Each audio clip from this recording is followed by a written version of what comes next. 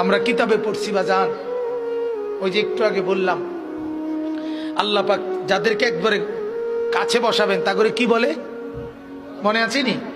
নবীজি বলছে আনা মিনাল মুকাররাবিন। নবীজি বলছে ও উম্মত, আল্লাহর ঘনিষ্ঠ জনদের মধ্যে সর্বপ্রথম সবচেয়ে ঘনিষ্ঠ হব আমি মুহাম্মদ। হাসরের ময়দানে মাওলা আমার জন্য আল্লাহ তার সিংহাসনের পাশে আবার আমার জন্য আসন নির্ধারণ করবেন বসে বসে। আল্লাহর নবীকে আল্লাহ তাআলা বলবেন বন্ধু এই আসনে বসেন। কিতাবে আছে বাজান, নবীজি সাল্লাল্লাহু আলাইহি ওয়াসাল্লাম, একটু মনোযোগ দিয়ে শুনেন এই কথাটা। আল্লাহর নবী নিজে আয়েশা, নবীর জন্য যে আসন সিংহাসন হাসরের মাঠে, নবীজি আয়েশা এটার সামনে এরকম হাত রাখবেন, হাত, কিন্তু বসবেন না।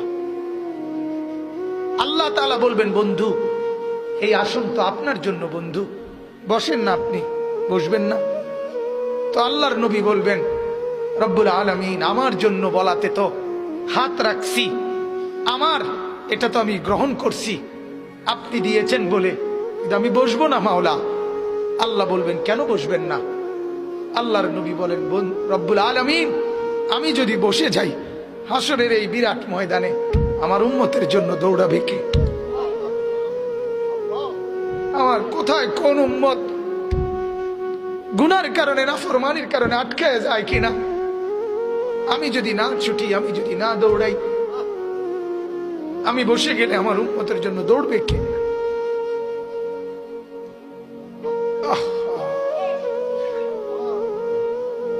না বাপ,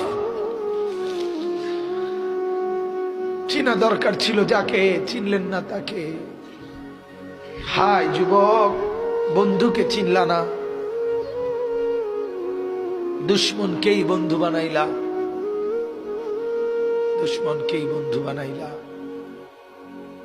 আপন বন্ধু যিনি তাকে চিনলা না, দুশ্মনকেই গ্রহণ করলা। চেহারায়, সুরতে, চলনে বলনে, আচারে উচ্চারণে বেঈমান যেভাবে সাজায় দেয় তুমি তাকেই গ্রহণ করলা যে তোমার বন্ধু।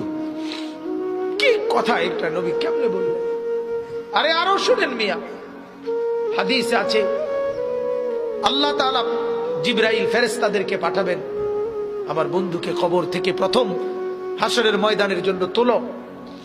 তখন জিবরাইল আলাইহিস সালাম, মিকাইল, ইসরাফিল, আজরাইল, 4 ফেরেশতা মদিনার রওজায় নবীর কবরের সামনে আসবে। আর ফেরেশতারা একজন আরেকজনকে বলবে তুমি ডাকো নবীকে।